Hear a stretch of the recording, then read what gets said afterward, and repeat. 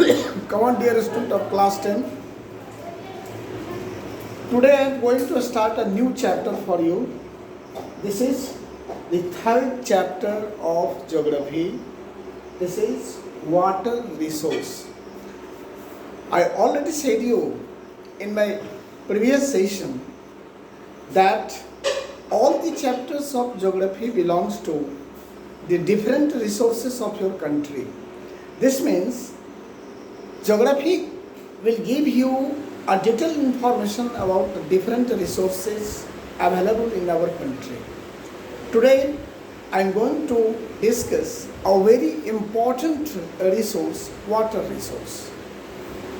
As you know and everybody know a fact that water is very important and necessary resource for the existence of every living beings. ये जो भी creation है, जो भी living beings है, यहाँ तक मैं आपको बताऊं कि ये केवल लिविंग बींग के लिए ही आवश्यक नहीं है, नॉन लिविंग के भी एग्जिस्टेंस के लिए वाटर की आवश्यकता होती है. कैसे ये बता रहे हैं.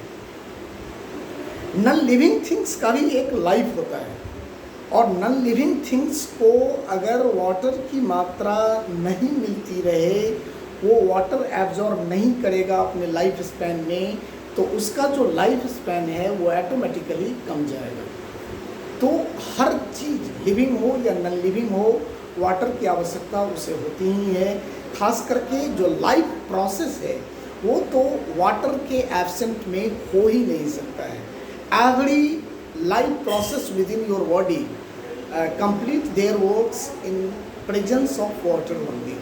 आप जो भी आपके बॉडी का सिस्टम है उसको अगर माइन्यूटली आप समझने का प्रयास करेंगे या बायोलॉजी में आप पढ़ते भी होंगे, तो कोई भी सिस्टम वाटर के एब्सेंस में अपना वर्क नहीं कर सकता है. हर चीज़ को वाटर चाहिए. तो वाटर बहुत ही इम्पोर्टेंट है, इस पे हम लोगों ने चर्चा किया. अब आइए वाटर के कुछ फैक्ट्स के बारे में आपको बता दें कि वाटर जो है वो केवल लाइफ प्रोसेस को चलाने के लिए ही आवश्यक नहीं होता है.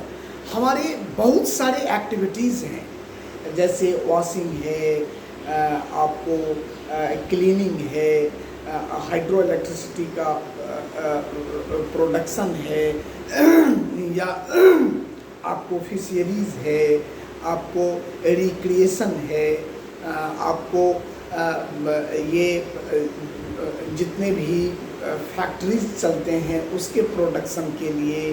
तो कहने का तात्पर्य ये है कि हर एक्टिविटी, हमारा बहुत सारे एक्टिविटीज़ हैं जो केवल और केवल वाटर पर ही निर्भर हैं. वाटर के एब्सेंस में इस तरह की किसी भी एक्टिविटी को हम नहीं चला सकते हैं. Now I am going to give you some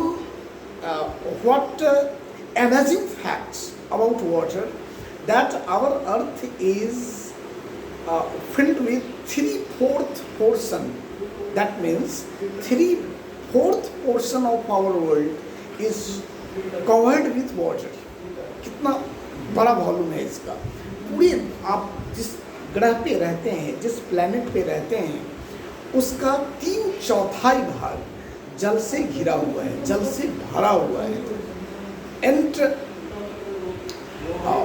although our planet is filled with 3/4 its portion with water, but different portion and many portion of world is facing scarcity of water. Why? ये सुनने में थोड़ा सा अजीब सा चीज़ लगता है कि जिस पृथ्वी पर 3/4 पोर्शन में वाटर है, वहाँ पर वाटर की स्कार्सिटी अनुभव की जा रही है. ये कैसी बात हुई?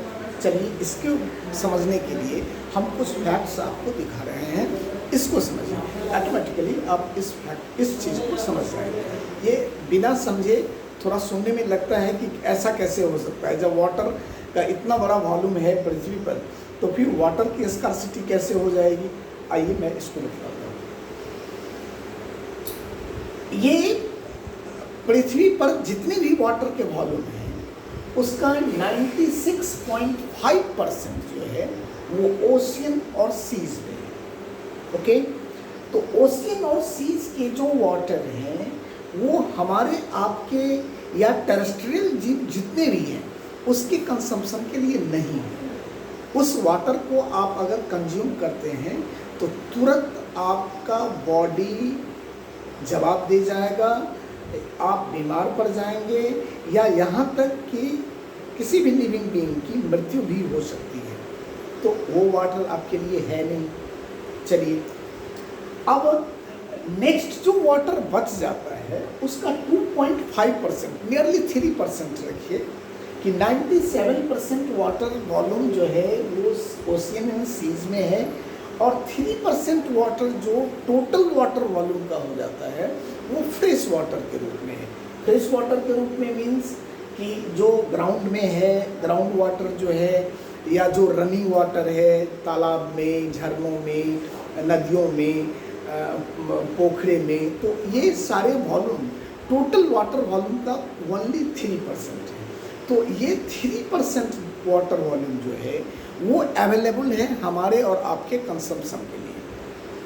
चलिए, उसमें भी अब आइए कुछ फैक्ट आपको और बतलाते हैं।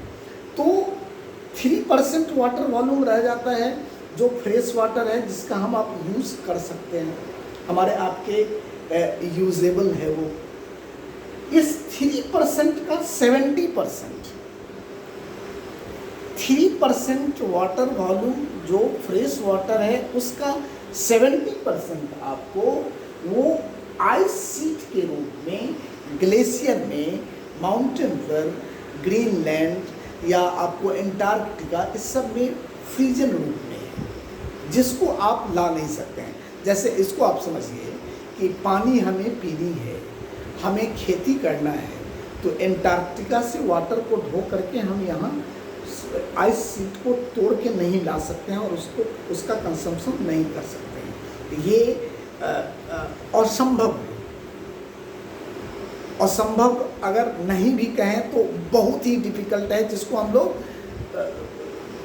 नहीं कर सकते हैं। तो 70% वाटर वो भी हमारे यूज़ के लायक नहीं रहा। अब बच जाता है फ्रेश वाटर के 3% का 30%। वो 30% वाटर जो है वो आपको हमारे आपके लिए अवेलेबल है, जो ग्राउंड वाटर के रूप में, झरनों के रूप में, नदियों के रूप में, पोखरे के रूप में हमारे पास उपलब्ध है, जिसका हम लोग या जीव जंतु, पेड़ पौधा सभी उपयोग करते हैं, जितने भी टेरेस्ट्रियल जीव। चलिए, अब कुछ चीज़ और आपको बतलाएंगे तो ये बात और भी क्लियर होगी। पहले थोड़ा सा फैक्ट ले लीजिए। भारत जो है, India receives 4% of global precipitation. This means कि दुनिया में जितनी बारिश होती है उसका 4% भारत में होता है। And on the basis of this that receiving precipitation of total volume of water in whole world, our country rank 133। हमारा देश 133वें रैंक पर है।